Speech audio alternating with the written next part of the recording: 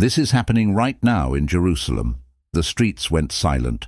Thousands left their shops, homes and prayer spaces, drawn to an inexplicable calling.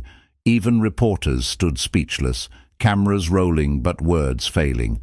And when I tell you why, you'll understand what's truly unfolding. The mainstream media isn't covering this. They're dismissing it as mass hysteria or a light phenomenon. But those who witnessed it know better. The truth can't stay hidden forever. You're watching this because something in your spirit recognizes this moment as different. This isn't coincidence. It's appointment. The ancient stones of the old city shimmered under the evening lights as the sun disappeared behind the horizon. The dome of the rock stood silhouetted against the darkening sky, its golden cap catching the last rays of sunlight. Synagogues, churches and mosques all stood in reverent silence on the same soil where prophets walked, the same streets that heard the Messiah's footsteps. It began at precisely 11:11 p.m. Sarah Goldstein, a local jewelry artisan with a shop near Jaffa Gate, was closing for the night when she noticed it first, a gentle vibration in the air, like the lowest note of a distant shofar. The stones themselves seemed to hum, she later told me, her voice still trembling with emotion. I've lived in Jerusalem my entire life, and I've never felt anything like this. The vibration grew stronger, resonating through the limestone walls and ancient pathways. And then it happened, a column of light, not descending from heaven, but rising from the Temple Mount. Not white or golden as one might expect, but a living, breathing rose-colored light that moved like a sentient being. It moved like a living thing, said Ibrahim al-Masri, a tea merchant who witnessed the phenomenon from the Muslim quarter. Not like electricity or fire, like breath, like spirit. Within minutes, thousands gathered in the streets, drawn by an irresistible pull. Christians, Muslims, Jews, tourists and locals, all standing together, looking upward in unified wonder. No fear, no panic, just collective awe. David Chen, a physics professor from Hebrew University, was among the witnesses. There is no atmospheric phenomenon that explains what we saw, he admitted. The light column appeared to have internal structure, patterns of movement that defied physical laws. It was organizing itself. What's most remarkable is what happened to the people. Reports flooded in of spontaneous healings. A woman from Canada who had been wheelchair-bound stood up and walked. A child with severe autism began speaking in complete sentences, describing the light as God's thoughts made visible. An elderly man's clouded eyes cleared, and he wept as he saw the faces of his grandchildren clearly for the first time. But the mainstream news, silent. Social media platforms, mysteriously removing videos and posts about the event. Airlines reported instrument malfunctions when flying over Jerusalem during those hours. Satellite images from that time frame unavailable. I was broadcasting live when it happened, said Jessica Reynolds, an American journalist. My stream cut off the moment I pointed my camera at the light. When I checked later, the footage was corrupted, except for one frame that showed the light forming what looked like Hebrew letters in the air. This isn't hysteria. This is prophecy in motion.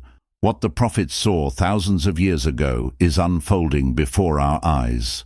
The prophet Zechariah wrote, "On that day living water will flow out from Jerusalem." Zechariah 14:8. And in the book of Acts we read, "In the last days, God says, I will pour out my spirit on all people. I will show wonders in the heavens above and signs on the earth below." Acts 2:17-19. My friend, can you feel this in your spirit?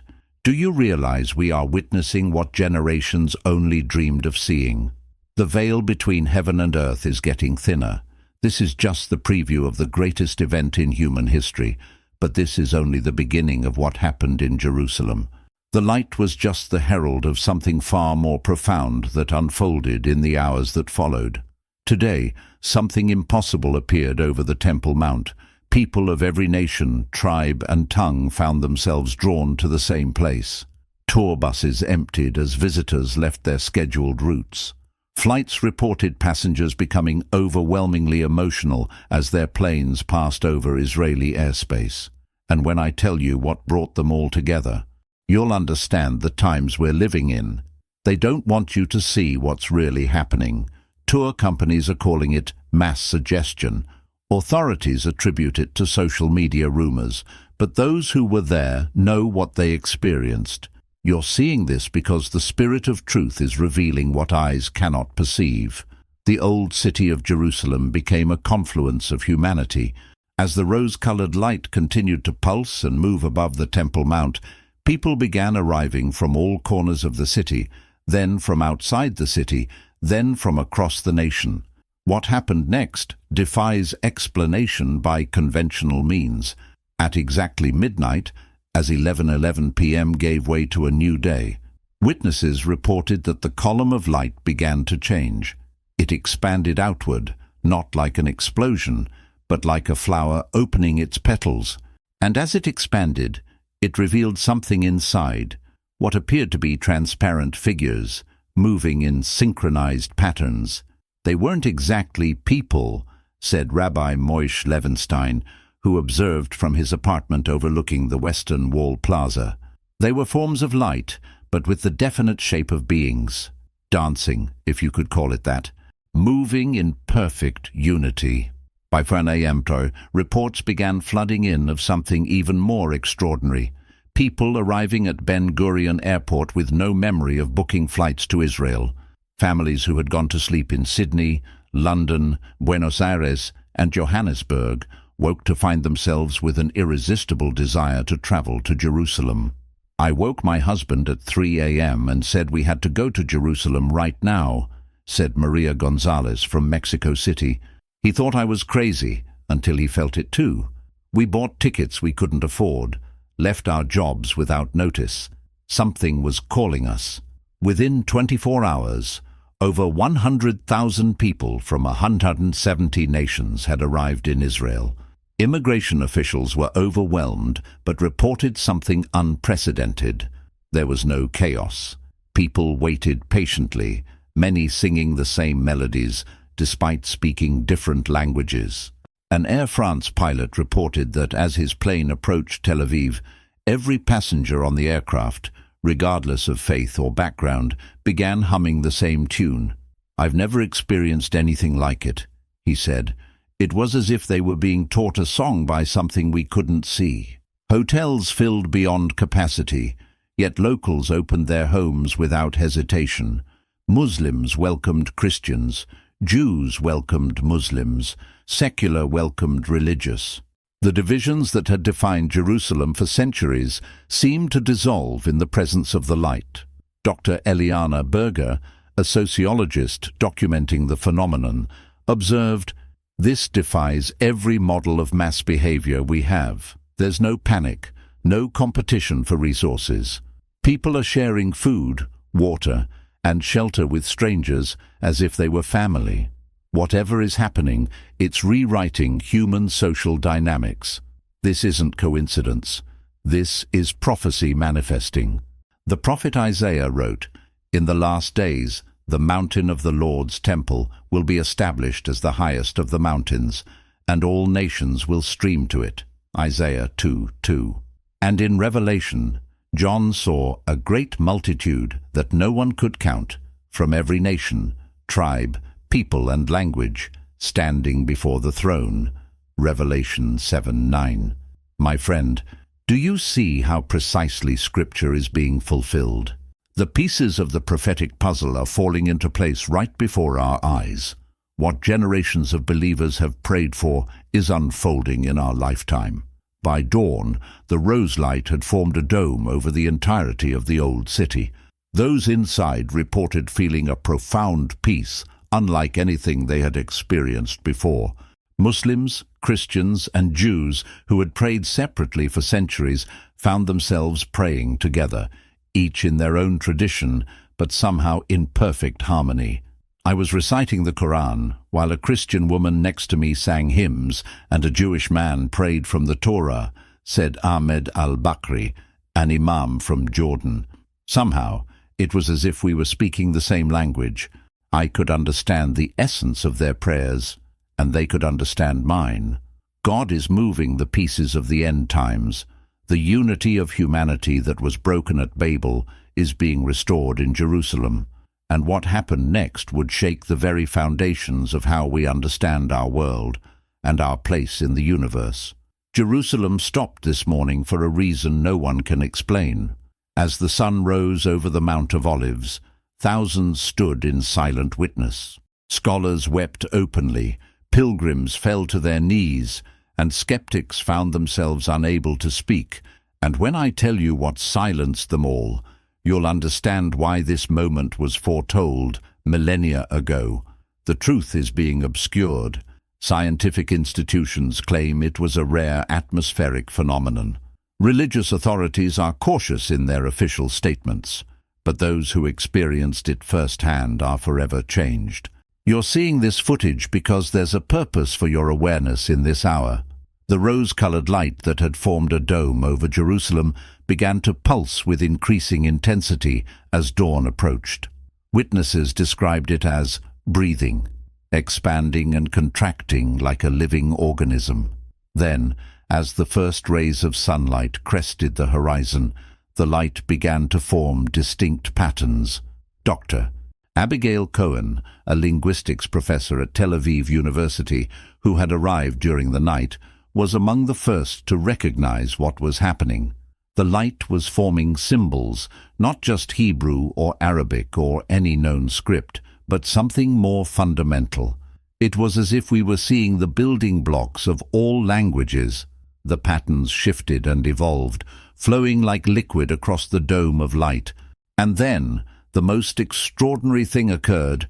People began to understand them, not through study or translation, but through direct comprehension. It bypassed language altogether, explained Father Thomas Riley, a Catholic priest who had been in Jerusalem on sabbatical. I didn't read the symbols. I absorbed their meaning. It was communication in its purest form. People of different languages and backgrounds reported receiving the same messages, profound understandings about the interconnectedness of humanity, revelations about the spiritual nature of existence, and insights into ancient texts that had puzzled scholars for centuries. The messages were not spoken or written. They were impressed directly upon the consciousness of those present. And yet, each person received them in a way uniquely meaningful to their own spiritual journey. For 3 hours, this silent communication continued. No electronic devices could record it. Cameras showed only undifferentiated light. But the human witnesses received it clearly. Children as young as 3 described the same messages as elderly scholars. My 7-year-old daughter turned to me and explained a concept from Kabbalah that I've studied for decades, said Rabbi Yitzchak Greenblatt. She had never been exposed to these teachings, yet she articulated them with perfect clarity and added insights I had never considered. Similar reports came from Islamic children explaining nuances of Sufi mysticism and Christian children describing theological concepts from ancient church fathers. Knowledge was flowing freely, unrestricted by age, education, or background. At precisely noon, the light formed one final pattern, a symbol that appeared simultaneously like the Hebrew letter Aleph, the Arabic Aleph, the Greek Alpha, and somehow all first letters of all alphabets at once. Then, with a final pulse that witnesses described as gentle but unmistakable, the dome of light dissolved into countless motes of rose-colored luminescence that slowly descended upon the gathered crowd.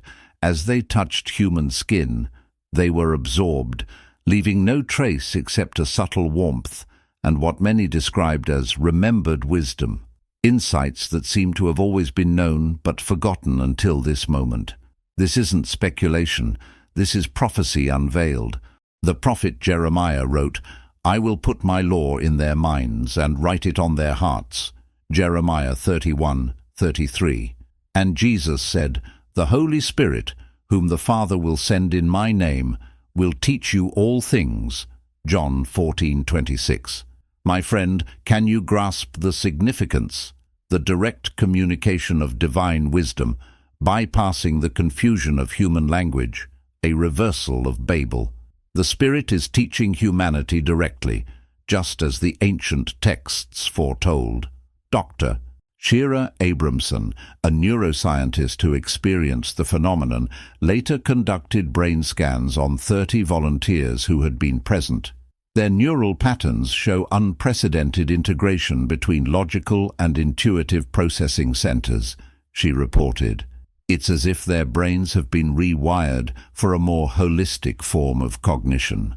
People left the event transformed, not in appearance, but in understanding. Conflicts that had seemed irreconcilable were suddenly viewed from new perspectives. Solutions to long-standing problems emerged organically as people discovered common ground they had never before recognized. The veil between heaven and earth is getting thinner. What was experienced in Jerusalem was a taste of direct communion with the divine, the kind of communication that transcends human limitation. But the story doesn't end there. What happened in the hours that followed would reveal the purpose behind this extraordinary convergence of humanity in the Holy City. Today, the ancient waters of Jerusalem flowed with new life. As the rose light faded from the sky, thousands made their way to a specific location. Children led adults, strangers guided each other, and those who had never been to Jerusalem navigated its winding streets with inexplicable certainty. And when I tell you where they were going, you'll recognize the pattern that has been unfolding since the beginning. They're trying to explain it away. Medical professionals speak of psychosomatic effects and mass suggestion. Authorities warn against false healing claims. But those who were there, those who saw with their own eyes, know what truly happened. You're witnessing this because faith still requires testimony, even in an age of wonders. The Pool of Siloam, an ancient water source in Jerusalem mentioned in the Bible, where Jesus healed a blind man, became the focal point of what can only be described as a modern-day miracle. After the light phenomenon dissipated at noon, thousands found themselves drawn to this historical site, recently excavated and restored. What makes this remarkable is that many had no knowledge of the pool's existence or location, yet they navigated directly to it through Jerusalem's labyrinthine streets. "I've never been to Jerusalem before," said Thomas Williams, a school teacher from Cardiff, Wales. "I don't know the city at all, but I felt as if I was being guided by an invisible map. Each turn felt right. Each step felt destined." By early afternoon, an estimated 20,000 people had gathered around the pool. The water, normally clear and still, had taken on a faint rose hue, the same color as the light that had appeared over the Temple Mount. What happened next defies medical explanation. At precisely 3:11 p.m., the water began to bubble gently, though no heat or geological activity was detected. People who had been ill, injured, or disabled felt compelled to enter the water. The first was a young girl from Ethiopia, born with cerebral palsy. As she touched the water, witnesses reported seeing a brief luminescence pass through her body. When she emerged, she was walking normally for the first time in her life. Over the next 3 hours, thousands entered the water. Not all were physically transformed, but those who were represented medical impossibilities. Terminal cancer patients whose symptoms vanished within minutes. A man blind from birth who gained perfect vision. A woman with advanced Alzheimer's who regained her full memory and cognitive function. A veteran who had lost limbs in combat emerged from the water with fully restored limbs. Dr. Layla Hassan, an oncologist who had been skeptical of the entire phenomenon, was present with 3 of her terminal patients. "I examined them before and after," she stated, her medical objectivity struggling against what she had witnessed. "The tumors that I had personally biopsied, that I had tracked with advanced imaging for months, they were simply gone, not shrunk, not reduced, completely absent from the body. Most extraordinary was that the healings crossed all faith boundaries. Muslims, Jews, Christians, Buddhists, Hindus, and those with no religious affiliation at all experienced the same results. The only common factor appeared to be an openness to the experience. "I came as a scientist, not a believer," said Dr. Marcus Chen, a physicist from Singapore. "I was recording data, taking water samples. I have a rare autoimmune condition that has caused progressive nerve damage in my hands. I accidentally dropped my equipment into the pool and reached in to retrieve it. When I pulled my hands out, I had perfect sensation and motor control for the first time in 7 years." By sunset, medical professionals from Jerusalem's hospitals had set up verification stations, documenting cases with before and after examinations. The evidence was becoming impossible to dismiss. "We've confirmed 1,273 cases of medically inexplicable recoveries in a single day," said Dr. Yoram Neumann of Hadassah Medical Center. "These include conditions for which we have comprehensive medical histories and recent diagnostic imaging. What we're seeing violates everything we understand about human physiology. This isn't wishful thinking. This is prophecy fulfilled. The prophet Ezekiel wrote, 'Water will flow from Jerusalem. Their fruit will serve for food and their leaves for healing.'" Ezekiel 47:12. And Jesus himself said, "Whoever believes in me, streams of living water will flow from within them." John 7:38. My friend, do you see how precisely the ancient words align with today's events? The healing waters, flowing from the very city where the Messiah walked, just as the prophets foretold. As night fell, something even more remarkable occurred. Those who had been healed began to share a consistent message, not one they had been told to share, but one they all independently expressed. The healing is a sign, not the destination. Maria Gonzalez, whose advanced multiple sclerosis had vanished in the waters, explained it this way: "I understood, as I was being healed, that my physical restoration was just the beginning. The real miracle is what's happening to our hearts, the healing of ancient wounds between peoples, faiths, and nations. The veil between the natural and supernatural is thinning. What happened at Siloam was not just about individual healing, but about demonstrating a greater restoration that is beginning to unfold." And as the stars appeared over Jerusalem that night, the stage was set for the final act of this extraordinary manifestation, one that would reveal the purpose behind everything that had occurred. This is happening right now, and it will change everything. As midnight approached in Jerusalem, the thousands who had witnessed the light received the silent knowledge and seen the healings gathered once more, not by human instruction, but by that same inexplicable guidance that had directed them throughout these miraculous days. And when I tell you what they saw at the final hour, you'll understand why we are truly living in prophetic times. They don't want this message to spread. Powerful interests are already moving to control the narrative. Social media algorithms are suppressing first-hand accounts, but what has been revealed cannot be hidden. You're hearing this testimony because you were meant to be part of what comes next. The Mount of Olives, the very place where Scripture says the Messiah will return, became the gathering point as Thursday turned to Friday. By 11:30 p.m., an estimated 70,000 people had assembled on its slopes, facing the sealed eastern gate of the old city. No announcement had been made. No religious leader had called for this assembly. Yet they came, the healed and the witnesses, those who had been touched by the rose light, and those who had simply observed in wonder. "It felt like the culmination of everything," said Rebecca Silverman, a writer from New York who had arrived in Jerusalem just hours before the first appearance of the light. There was this collective knowing that we needed to be on the mount at midnight. The night was clear, stars brilliant above Jerusalem. Then, at 11:55 p.m., a soft wind began to blow from the east, from the direction of the desert. Those present described it as warm and sweet-scented, unlike any natural wind of the region. As it passed over the crowd, people began to experience something extraordinary, vivid, shared visions of both past and future. "I saw Jerusalem as it was in ancient days," said Omar al-Farsi, a historian from Egypt, "and not as we imagine it through archaeological reconstruction, but as it truly was, living, breathing. Then I saw it transformed into something beyond our current understanding, a Jerusalem, both physical and spiritual, the center of a world renewed."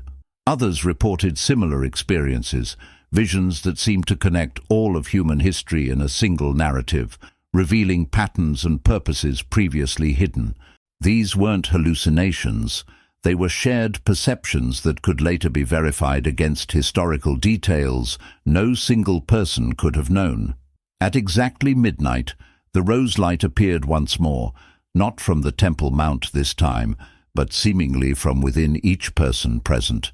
It emerged from their bodies like a living aura, connecting each to all in a network of luminous threads. And in that moment of connection, a unified understanding dawned across all present, regardless of their background, faith, or language. Dr. Jonathan Weiss, a theologian who had been documenting the events, described it, "It wasn't a voice or a message in the conventional sense. It was pure understanding, simultaneously personal and universal. Each of us understood our place in what's unfolding, and the invitation being extended to all humanity." That understanding contained several clear elements. First, that these events were indeed the beginning of a prophesied time of restoration, not the end of the world, but the start of its healing. Second, that the divisions between peoples, faiths, and nations were human constructs, not divine intentions. Third, that each person present was being commissioned as a witness, not to create a new religion or movement, but to demonstrate a new way of being human in their existing communities. And finally, that this was just the first of a series of manifestations that would occur across the world in the coming months, each building upon what had begun in Jerusalem. As the connected light reached its peak intensity, witnesses described seeing what appeared to be a great book opened in the sky above them, not with physical pages, but with living words that each person could read in their own language. And what they read was not new revelation, but the original intention behind all sacred texts, the spirit rather than just the letter. "I've studied scripture my entire life," said Pastor James Wilkinson from South Africa, "but in that moment, I understood it as a unified whole for the first time, not as contradictory accounts or competing traditions, but as different perspectives on the same divine reality. This isn't speculation. This is prophecy unveiled." The prophet Joel wrote, "I will pour out my spirit on all people. Your sons and daughters will prophesy. Your old men will dream dreams. Your young men will see visions." Joel 2:28. And in Revelation it is written, "Then I saw another angel flying in mid-air, and he had the eternal gospel to proclaim to those who live on the earth, to every nation, tribe, language, and people." Revelation 14:6. My friend, can you grasp what we're witnessing? The universal outpouring of divine understanding, transcending the boundaries of religion while fulfilling the deepest truths of all faith traditions. As the midnight hour passed, the light gradually receded, not disappearing, but seemingly absorbed back into each person present. They departed not as a mob, but as mindful witnesses, each understanding their role in what would follow. In the days since, those who were present have returned to their home countries, carrying not just memories or beliefs, but a tangible presence that affects everyone they encounter. Reports are already emerging of secondary manifestations in cities across the world, smaller echoes of what began in Jerusalem. The veil between heaven and earth continues to thin. What happened over these extraordinary days is just the beginning of a global awakening that will challenge everything we thought we knew about reality, spirituality, and our purpose on this planet. Now that you know this, what will you do with this knowledge? Are you ready for what comes next? While many will dismiss these accounts or rationalize them away, those with eyes to see and ears to hear recognize the times we are living in. What happened in Jerusalem stopped a city, but what's coming will transform the entire world. Until then, stay watchful, stay faithful. Maranatha.